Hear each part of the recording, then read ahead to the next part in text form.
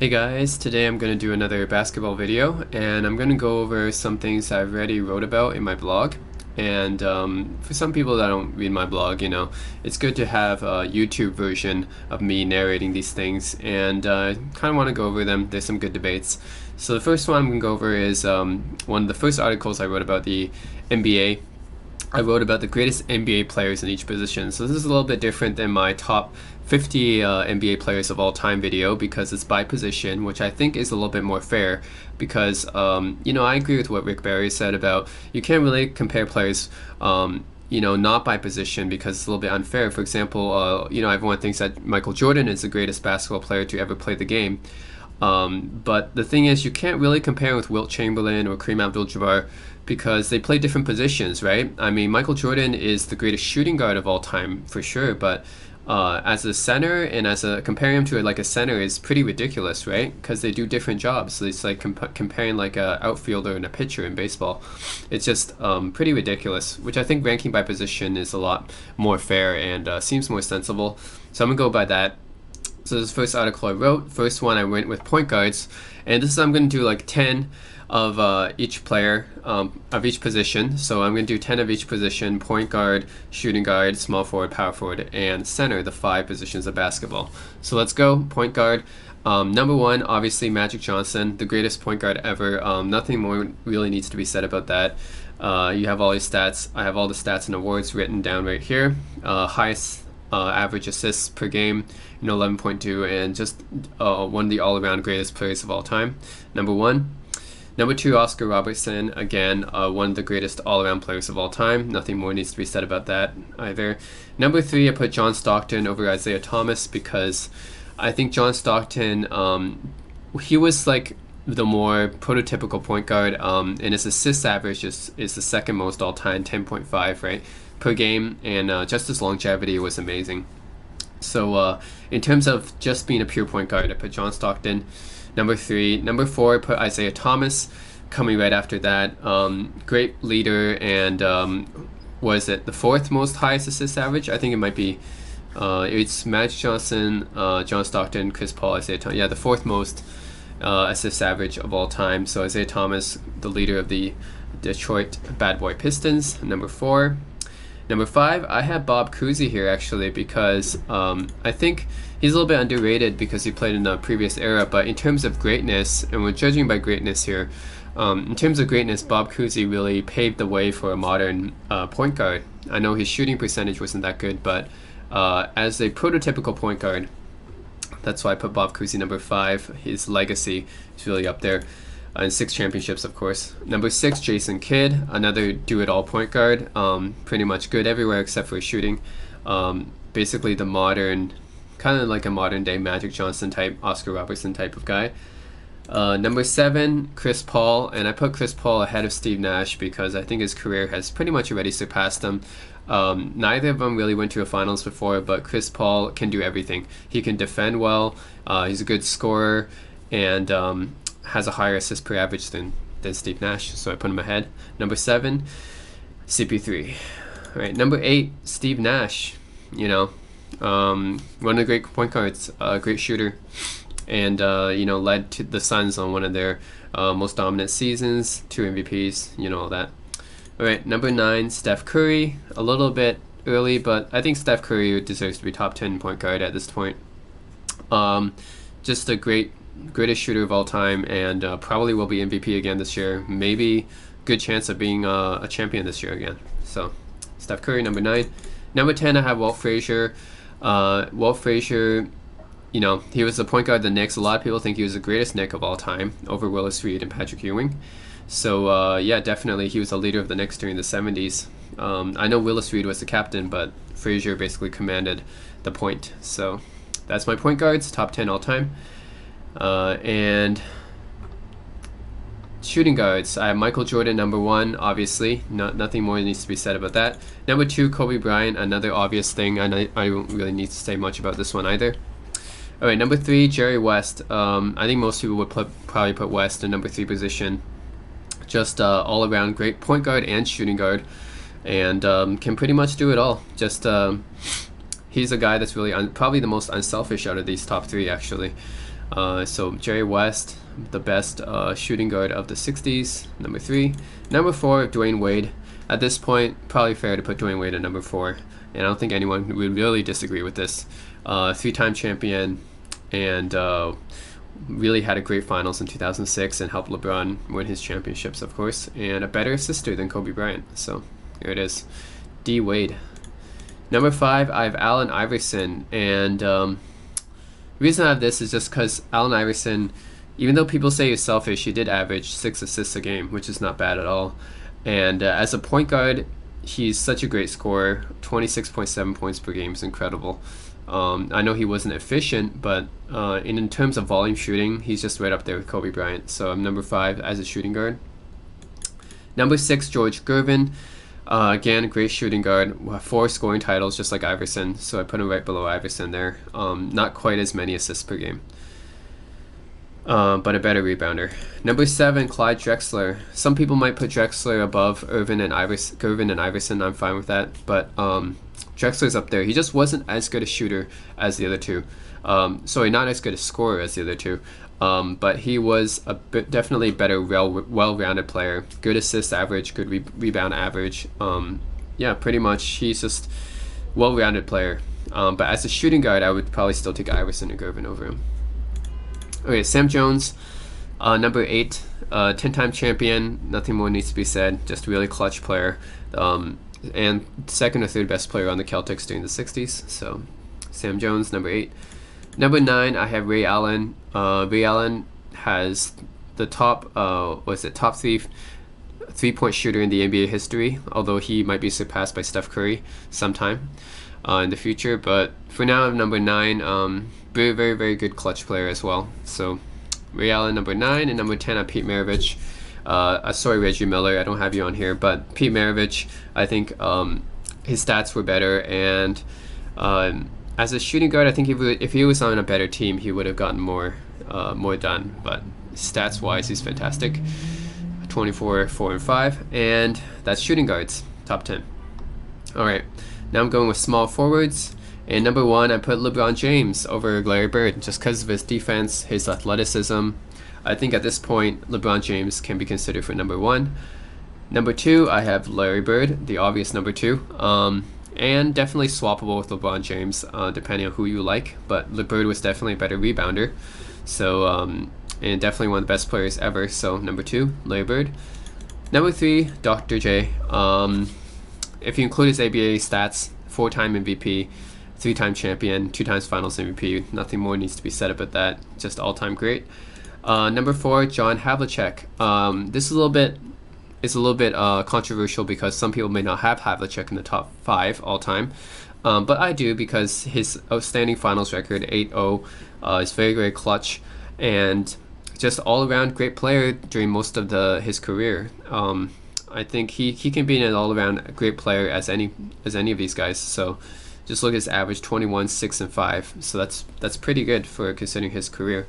And you can't forget about those championships, or the fact that he had just had so much stamina. Just a great player. All right, number 5, Elgin Baylor, and some people might put Elgin Baylor ahead of John Havlicek, and I'm fine with that. But Elgin Baylor, the thing is, even though he didn't win a ring, he was the leader of the Lakers during the 60s. That's good enough, and 27 points per game is third highest all time, and 14 rebounds a game is higher than most centers, so that's just incredible. Elgin Baylor. Number 6, Rick Barry, and some people again may have Barry, Baylor, and Havlicek around here, this spot as well. ESPN actually ranked Rick Barry number 8, which is just a disservice, but I think Rick Barry is at least number 6, just because of what he brought to the table. 25, 7, and 5 stats. He was basically Larry Bird before Larry Bird, and if you include his ABA awards, he's actually a 2-time champion. So yeah, Rick Barry's kind of underrated in my opinion, but definitely a great scorer, and one of the best assisters, one of the best passing forwards of all time, probably the first point forward actually.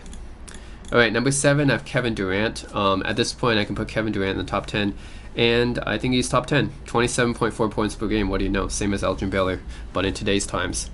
So in today's modern era, he averaged the same as Elgin Baylor, which is incredible. Number 8, Scottie Pippen. Some people may put Scottie Pippen in the top 5. I didn't, because I I don't know, because I think people overvalue his defense, and the highest points he ever scored per game was 22, and just offensively, he wasn't as good as Havlicek, Baylor, or Barry, so I couldn't put him in the top 5. I know he's good in other areas, but the other guys I mentioned were also good in other areas too, so yeah.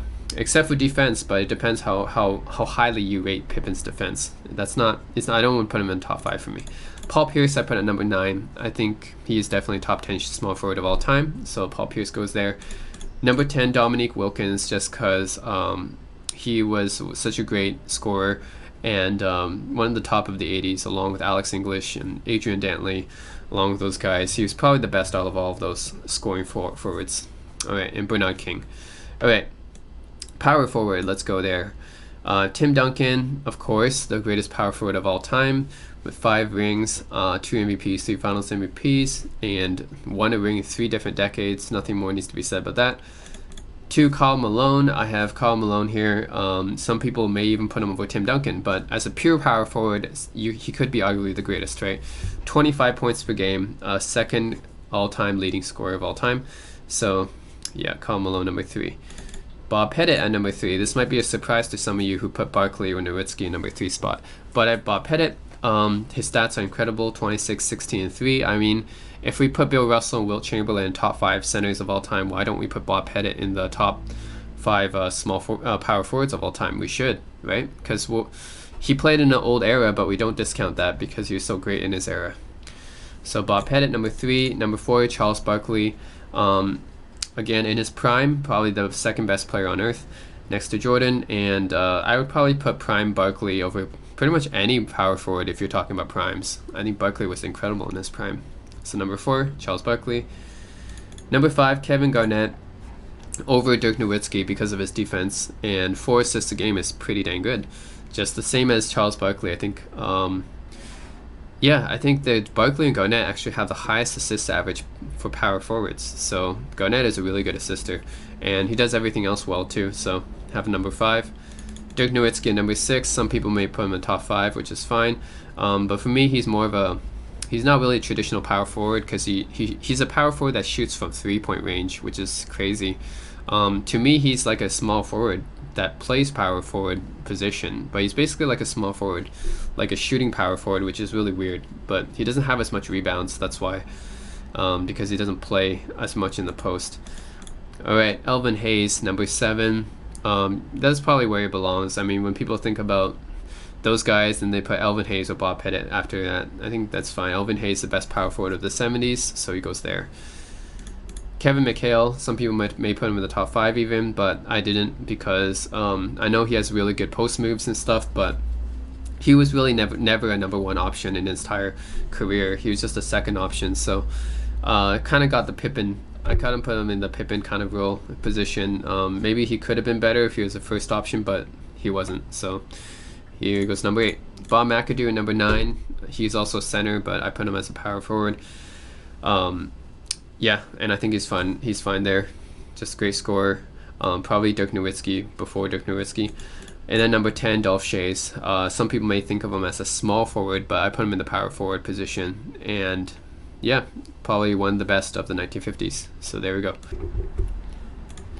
Alright, so centers now. I'm going with Kareem Abdul-Jabbar at number 1, which is pretty obvious because he's the NBA's all-time leading scorer, 6-time champion, 6-time MVP. No surprise there. Greatest shot ever. And number 2, Wilt Chamberlain over Bill Russell, and the reason why is because just Russell had some deficiencies offensively. I know it wasn't his game to be offensive, but he was only shooting 44% from the field, right? Even if you're not an offensive player, you should at least shoot better than that as a center, especially. So even though he has 11 championships, I couldn't put Bill Russell over Wilt Chamberlain. I felt that Russell had better teams than Wilt Chamberlain. That's why he won. So I put Wilt Chamberlain number 2 all time. Just 70 NBA records. You know, one of the greatest, most dominant forces ever, stats wise. 4-time MVP. You know, 30 points a game. I can go on with the records. It's incredible. So number 2 is Wilt Chamberlain, and number 3, Bill Russell. Right after Wilt Chamberlain, 11-time champion, 5-time MVP. The greatest winner in pro sports. Number 4, I have Hakeem Olajuwon. over Shaq because I feel like Hakeem was a little bit more skilled than Shaq was, and he actually dominated Shaq in the finals before, and I feel like he had more competition in his prime than Shaq did. When Shaq was in his prime, Robinson, Hakeem, and Ewing were all past their primes, so I think Hakeem was the more skilled player and definitely the better defender. So putting Hakeem there over Shaq, and then Shaq at 5. These are usually the top 5 what people have for their centers. So Kareem, Chamberlain, Russell, Hakeem, and Shaq in some order. I put Shaq at number 5 though. Really dominant player. Number 6, I have Moses Malone. Usually he is number 6 on most people's lists, but yeah, Moses, 3-time MVP, one of the greatest rebounders ever. Number 6. Number 7, David Robinson. Again, I think for these top 7 centers are pretty much undisputed, the greatest centers ever. And yeah, David Robinson, usually number 7 on people's list right after Moses, which is a pretty good spot still, because the centers are still such a contested position. There's so many great players that were centers. So David Robinson goes there, great all-around player.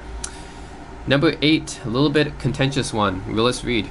Yeah, I think Willis Reed is pretty underrated, so I put him number 8. 2-time champion, 2-time Finals MVP, 1-time MVP actually. I forgot to write that. He is a 1-time MVP as well. 19 points per game, 13 rebounds a game.